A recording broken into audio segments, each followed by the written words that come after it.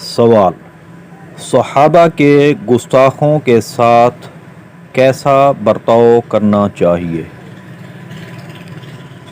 جواب: میٹھے میٹھے اسلامی بھائیوں، یاد رکھیے، گستاخوں کے ساتھ اس قسم کا رویہ اختیار کرنے کا حکم سرکار کائنات شاہ موجودات صلی اللہ تعالی علیہ وآلہ وسلم کی تعلیمات سے حاصل ہوتا ہے، جیسا کہ فرمان مصطفیٰ صلی اللہ تعالی علیہ وآلہ وسلم ہے: میرے صحابہ کو گالی مت دو، کیونکہ آخر زمانے میں ایک قوم آئے گی جو میرے صحابہ کو گالی دے گی، پس اگر وہ گالیاں دینے والے بیمار ہو جائیں تو ان کی عیادت نہ کرنا، اگر مر جائیں تو ان کی نماز جنازہ نہ پڑھنا،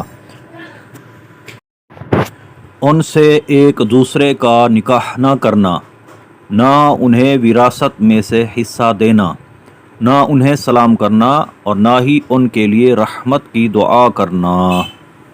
تاریخ بغداد جلد 8 صفحہ 139۔ جب صحابہ کرام رضی اللہ تعالی عنہم اجمعین کو گالی دینے والے کے بارے میں یہ حکم فرمایا گیا تو شاہ خیر الانام صلی اللہ تعالی علیہ وآلہ وسلم کی بارگاہ عالی میں گستاخی کرنے والے کا معاملہ کس قدر اشد ہوگا۔ قرآن کے بارے میں 42 کفریہ جملے، صفحہ 12۔